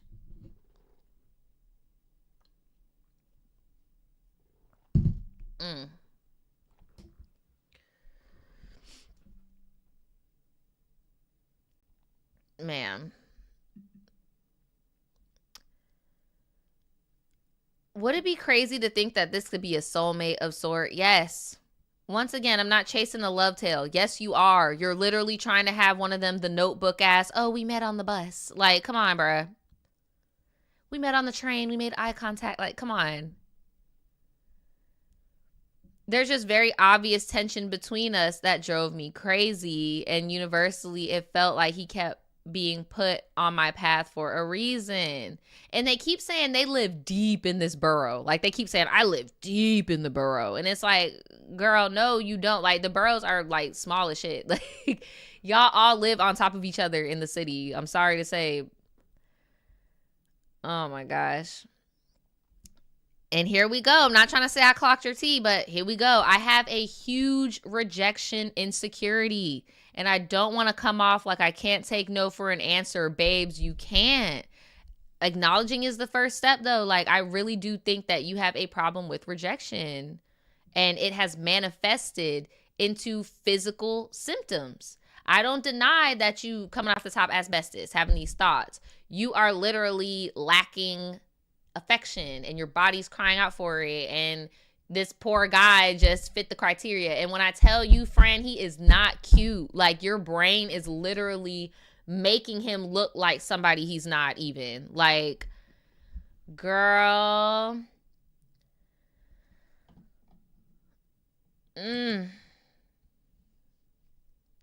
Okay, I think that's basically the gist of the situation. I'm trying not to ramble because it's already long, but if you need anything cleared up, I'll probably be in the live, so feel free to ask. Not really. I just really think that that last relationship did more of a number on you than you think.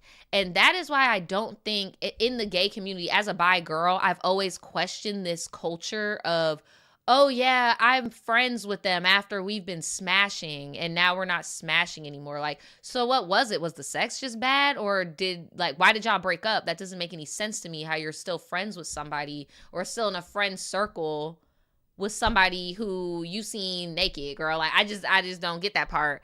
But yeah, I really don't think that was the best move to move back in with that ex for your mental health. Because think about it, you only saw this guy on the train when you lived with the ex because you had to take the connecting train.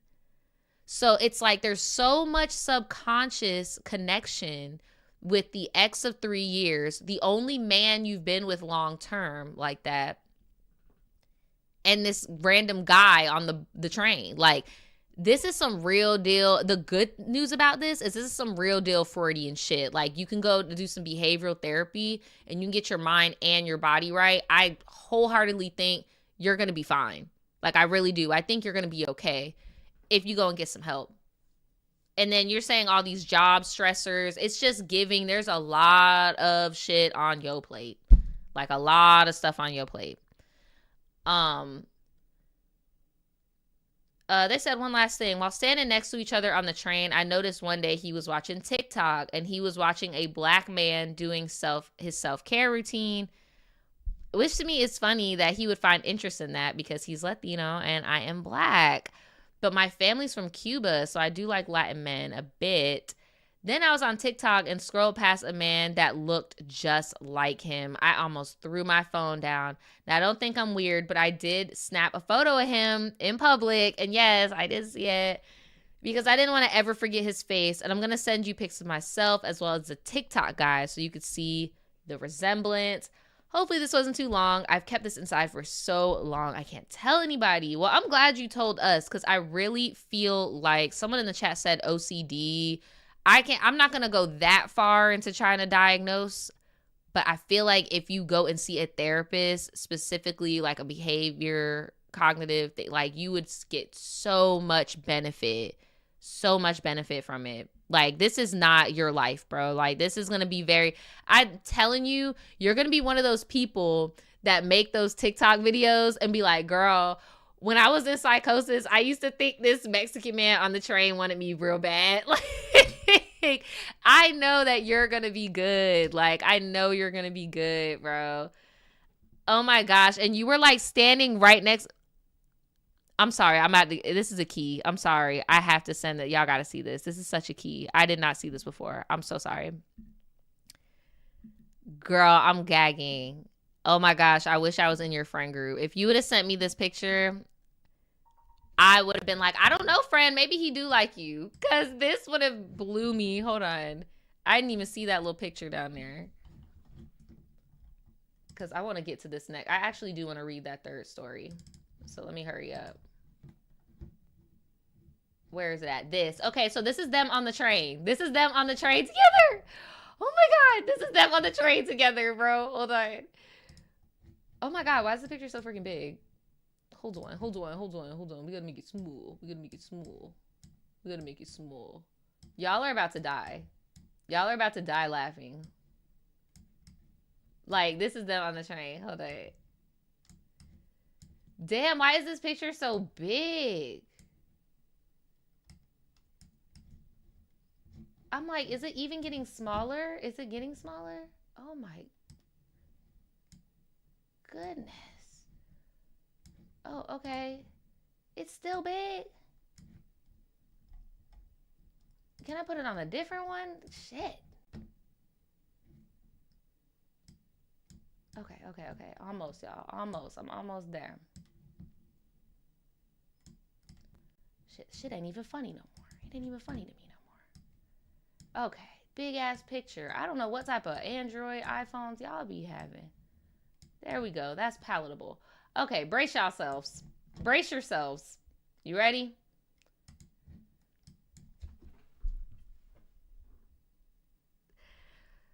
The way Mexican homie feet is giving ooh woo.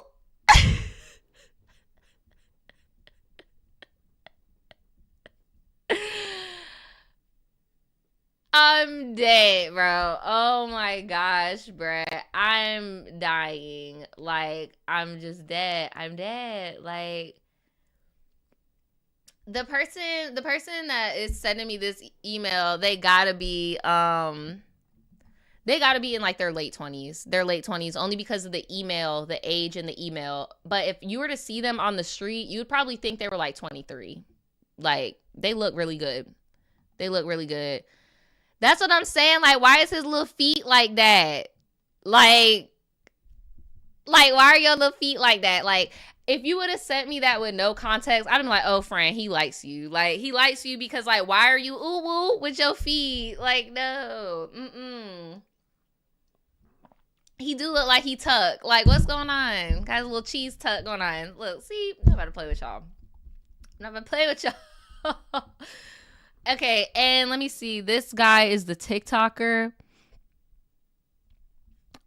Yeah, they do favor each other. They do look very similar. But it's like a phenotypical thing. Like the same way I gave the example earlier, I look like a old fling's ex. Like, I phenotypically look like a few people too. Like, it just is one of them things where it's like, okay, yeah, he looks like the Mexican guy off TikTok. Okay, a friend. But yeah, that's the story. I know. What if he was just clenching his sheets because he had to go poop on the way home, and then here you go. Oh my gosh, friend. But yes, please, please, please, if you can, work on that rejection therapy. Work on rejection therapy, period. And like, really, I would go to therapy to figure out what really went on with that 3-year relationship in there that triggered this domino effect here, right? And I think you're gonna be just fine. I really do. But yeah, if you're in here, hey friend, yeah, you're good. You're good. I completely get everything you're saying. I really do believe in divine intervention. I believe in seeing signs and everything. However, I also believe that the brain is a muscle, and sometimes we be stretching ourselves really thin, and we just need to be put back together, you know? And that's life. Life be lifing. But thank you for sending me your story. It wasn't as crazy as I thought it was going to be. I'm glad you did not hurt him. Like, I'm glad you didn't, like, follow him home or, like, do anything, like, real deal crazy, you know? As of right now, you're kind of just, like, hurting yourself. So you're good. You're good, sis. But yeah, I don't think, oh, and definitely a queer therapist. Yeah, thanks for that, chat. Yes, you need somebody that understands that you're not just, like, a gay man out here trying to, like, creep on other men. You get what I'm saying? Like, you need somebody that understands your story and you, and, you know, I agree with that also. Maybe even a male therapist. T. But yeah, thank you so much for sharing with us. That was cray. That was cray. But yeah, the rule of thumb is if they don't reciprocate, move on to the next. But all right, let's get into this immature sister-in-law one because it has screenshots, and I really wanted to get into these screenshots. And it looks like someone got married, and there's a baby. This baby is so freaking cute, bro. And like, aw, it's a walla. It's so cute. Okay, we got a gay wedding. We love to see it. And why does the baby look? I love when like two lesbians get together and the baby looks like it's their baby. Like somehow God was like, "Oh yeah, you can do that." Like, why does this baby look like the mask in the relationship? So cute. Okay, let's get into it because we don't got much time. Okay. Hey, Naja. Hey, friend. This is my very first time writing in. OMG. I have been watching your content for years. We are the same age, except I turned 30 in August. I am a Leo. Shout out to all my Leos in the chat. Oh, and shout out to my Scorpios and my Taurus as well. I heard that earlier. Oh, and our Cancers. It is Cancer season, baby. So I started watching you back in college, and I'd put your videos on getting ready to go out and be a degenerate. Anyways, I'm writing in because it's been many moons since then, and this is my first grown woman story worth writing about. For some context, I am a queer Latina. Happy Pride Month. I'm writing this in June, and my spouse is a masked Jewish American non-binary person. At this point, we have been married, period, since 2023, but have been together since 2018, 2019. We're both NYC natives. New York in the house. Like, what? Got all these New Yorkers up here. We have a beautiful baby girl together who's about to turn 1. Aw, happy belated birthday. We're also first-time homeowners, period. We have grown up together and learned a lot of lessons as a couple, and now as a family. One of our biggest lessons we are still learning is how to navigate relationships with our huge family. We have many traumatized and mentally ill siblings. Damn. We talking fuzzy sock vacays, hallucinations, and damn. My spouse is one of 6, and I am one of 4. Lots of siblings, lots of problems. One sibling I am writing about in particular is my sister-in-law. Historically, this sister-in-law has been a Debbie Downer. Oh, mm-mm. See, you could leave that. She's depressed so much that much is obvious. However, she's the type of depressed person that ensures that everyone around her must also join in her misery. I have someone like that in my family too, and for the life of them, they cannot grasp why nobody wants to be around them. And it's like, bro, even when we do go around you, you always have something negative to say. Like, it never fails. Something negative to say. And then if it's not about you, you talking about somebody on Facebook that you know that's going through some negative shit. Oh, so-and-so's dog died. Like, girl, so I already know what you're talking about. Like, you're not really a joy to be around, friend. Like, damn, like, you can't even fake it till you make it. Shit. It's almost as if she wants to be in discomfort.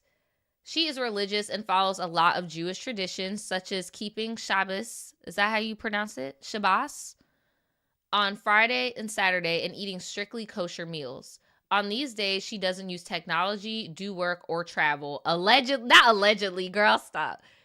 She has broken Shabbat a few times to have Shabbat dinner on Fridays with her Jewish friends or text a boy she was interested in pursuing. I share this because it is pertinent to the story and not just hating on her religion.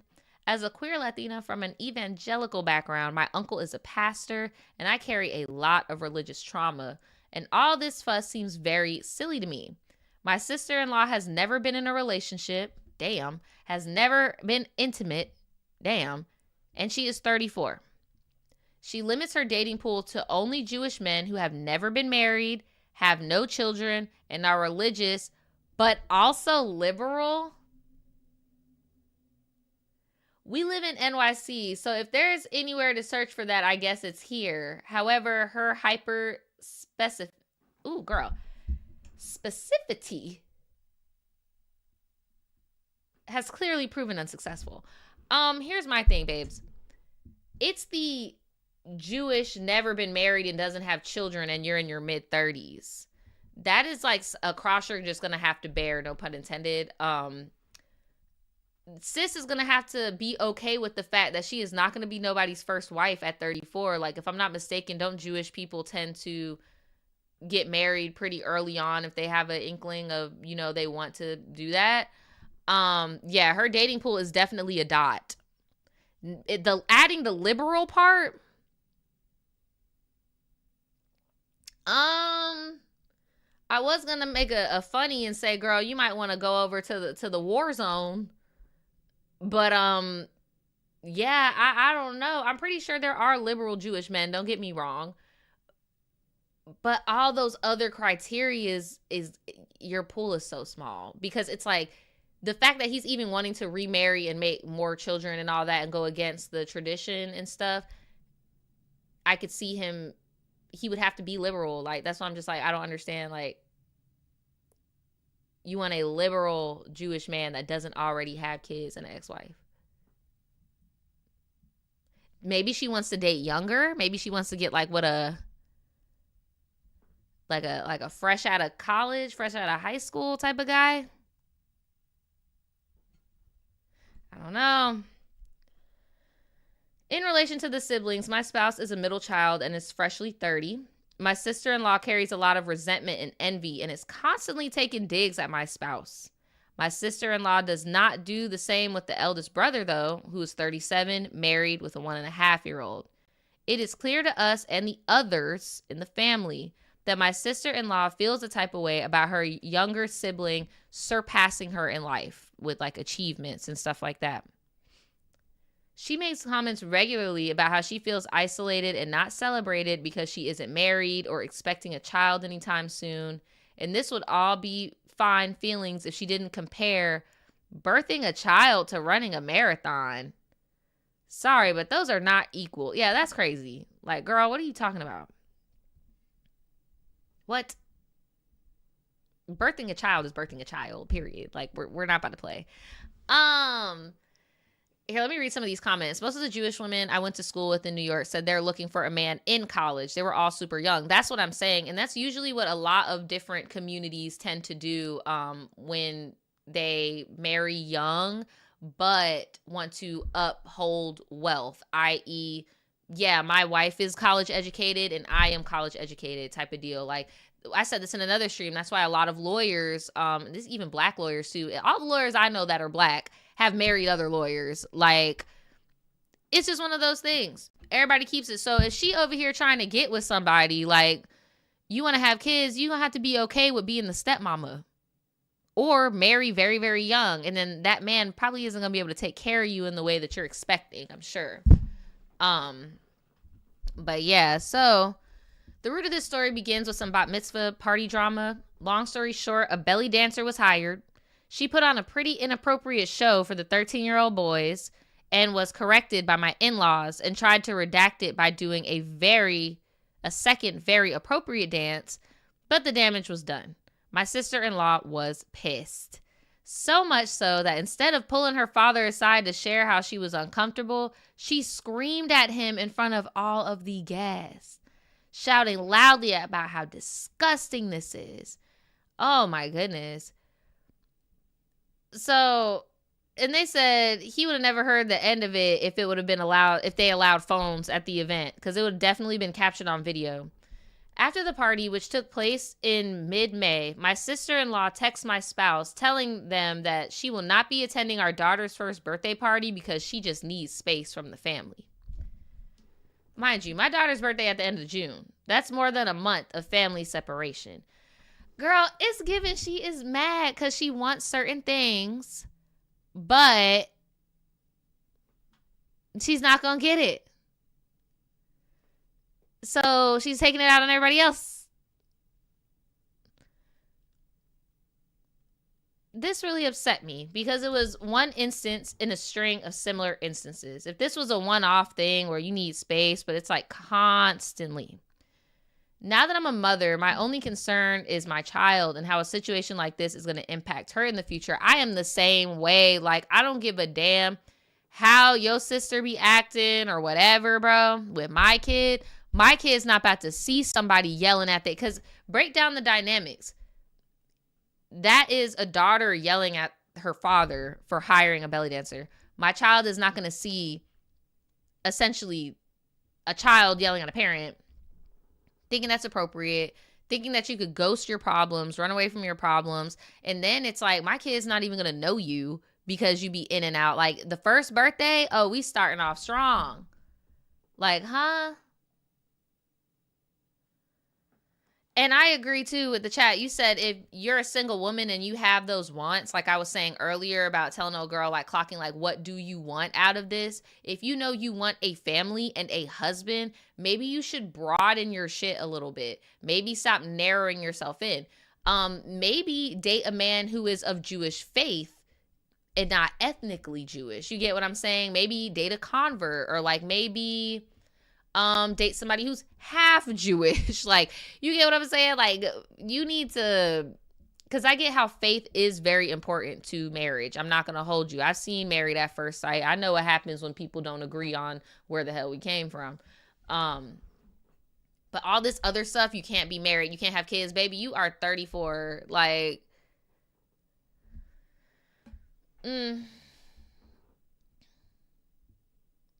I do not need fickle people in my child's life. I cut my own brother off, no contact, for pulling some attention-seeking BS like this while I was pregnant. So to me, my instinct is just to sever the relationship. Like, I cannot. After the text, I sent her the following message in a group chat with my spouse, screenshots attached.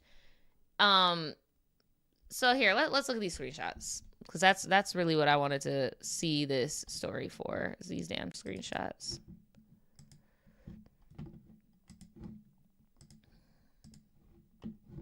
Okay, now my thing all small. There we go. There we go. All right. Uh-oh. It looks like one person is just messaging. Hi, disappointed to hear you will not be coming to my baby birthday party on her birthday party. Please be mindful that your feelings around your family have nothing to do with your niece, who is an innocent member. It is clear that you see your role as an auntie is conditional. I know your day ends at 4 and you have 40-minute walk home. Feel free to call then if you want to talk. Damn, my baby dragging her feet over here being mean. That's what I would really be depressed about, that I don't got no fucking car. I would be like, shit. Oh, hold on. Are we mid cuss out? Is that the wrong screenshot?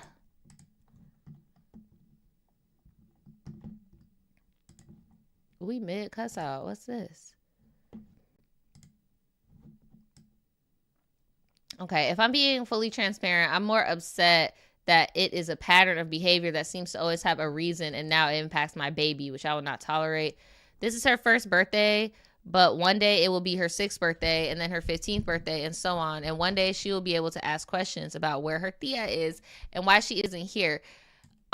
We simply cannot do all festivities to accommodate your needs and your timeline. My child is first eternally. I'm upset for my child. You can do whatever you want, but know that you will have to explain to your niece moving forward why you chose not to be there unless you decide to make sacrifices. I do not want to attend everything all of the time either. No, period. That's life. Do you think I'm always comfortable at your parents? No, for real, girl. She said, I don't even like your mama or your pappy. I'm the only woman of color in this family, period. But I do it because it's important to my spouse, to my in-laws, to my child. Ooh, you getting her together.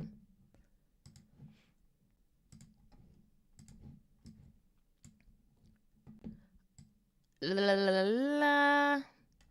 And she said, I hear you and understand that I have a lot of emotional needs and it's probably difficult to deal with. The difference in my situation is that I don't have a built-in support system. So things do feel more difficult for me to deal with. A built-in support system? Bitch, you mean self-esteem? A built-in support system? A built-in support system. A built-in support system. Okay. Bitch, you mean esteem in yourself? Huh?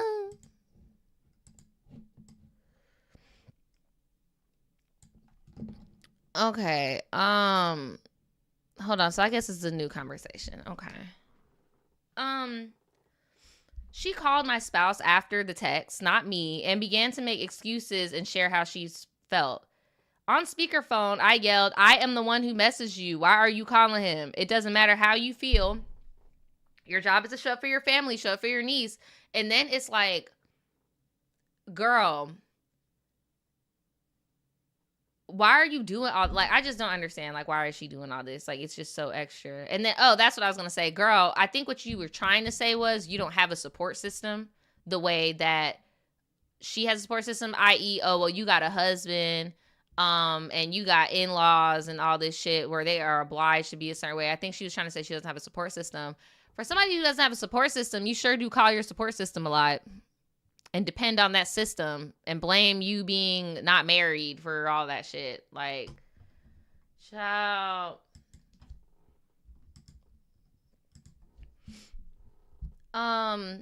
Kudos to you for yelling like, girl, I can hear you. In this call, she cried and started to go on about how she's been dealing with unaliving ideation, hung up abruptly, and began to worry my spouse and the other siblings by not answering her phone for 45 minutes. See, I'm that sister where you're getting Baker acted, bitch. Now you in the grippy sock. Now I'm going to tell your niece, oh, you don't see your Thea because she's in the crazy house. Because she was not real quiet on the creek. She was not quiet on the creek, and we had to send her up the road. Period. I wouldn't even call her Thea. I wouldn't even have gave her that. I wouldn't even gave her that, girl. Since this incident, my spouse has rekindled with her, and they've been talking like normal, but has said nothing to me. She wished us a happy pride in the group chat, and I did not answer.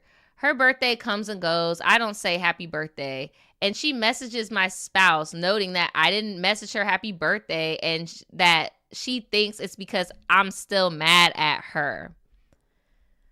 The message always goes to my spouse. Like, she never talks to me. Because I could tell this was impacting my spouse, I begrudgingly hit her up and say, happy birthday, and why I didn't text her. So here is the text. Girl,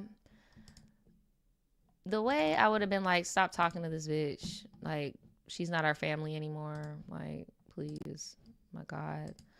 I would be like, bro, we could talk to her once somebody bust a big one in her, because that's the only way she's gonna be a normal human being according to her. And people like that are never satisfied, ever. I'm telling you, once she does get a man, once she does get a house, once she does get kids, she's never gonna be satisfied. It's always gonna be woe is her. Watch. People like that are just ungrateful for what they have.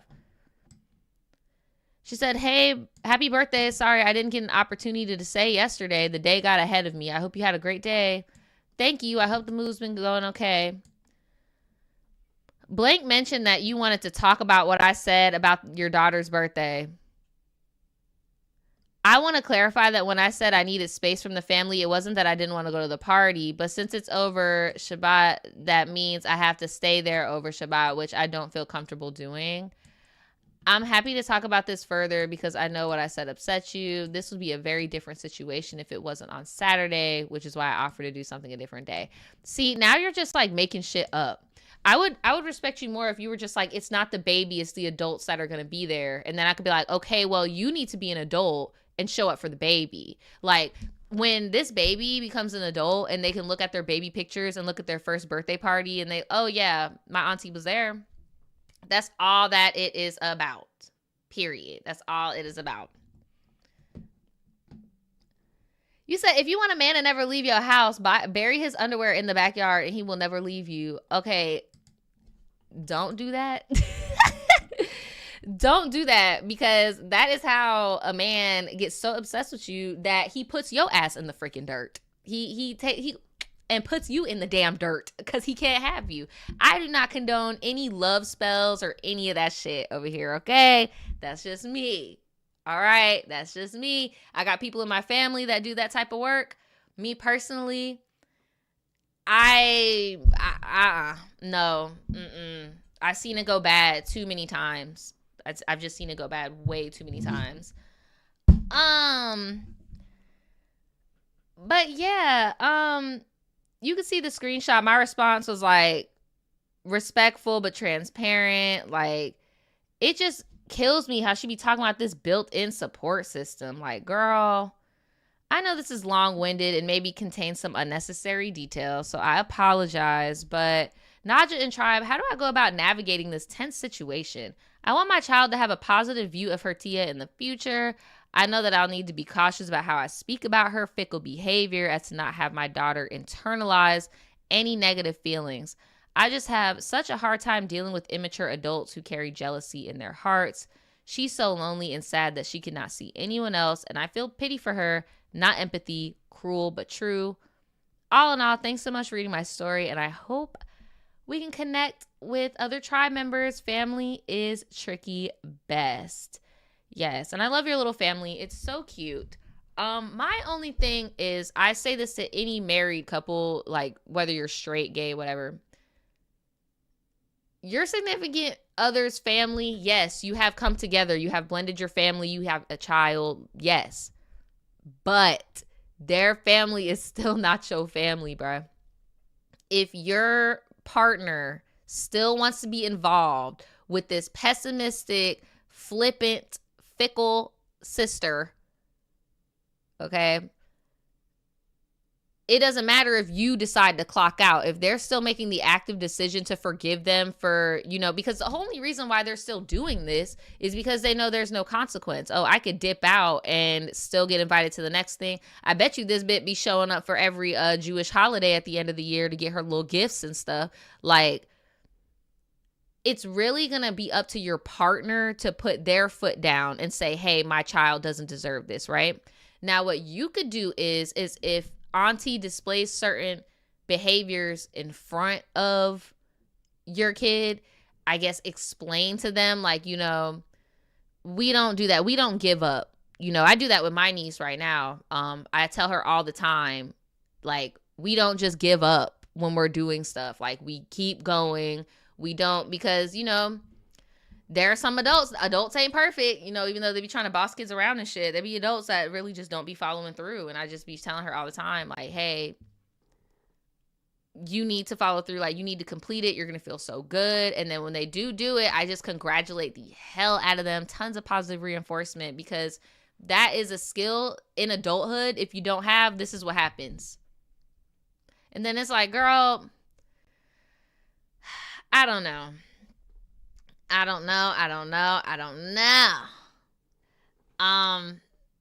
But yeah, not you up in the chat talk about some hoodoo, some New Orleans hoodoo. Man, look. But yeah, I don't know. I feel your concern for not wanting your child to feel like forgotten, or like, you know, I feel you, but I feel like this is something that you need to talk to with your partner and really let them know how much it's bothering you. Especially because you said you've cut off family members before, so I think that's another thing why you're having a hard time, where it's like, girl, I cut my people off, why can't you cut your people off? So I think it's a talk that you need to have with your partner, because people like her, she's 34, still with this victim mentality. That's probably not going to change without some intervention, right? I don't know. He said, I don't know, but maybe the niece doesn't need the aunt all the time. If she's acting that way, like, if she's not going to show up, let her. My family situation be different. That's what I'm saying, too. I would just let her do her. But as soon as that baby is old enough and conscious enough to articulate, oh, auntie so-and-so don't come around, that's when it's a problem. That's when we nip it in the ass. That's the problem. So I agree.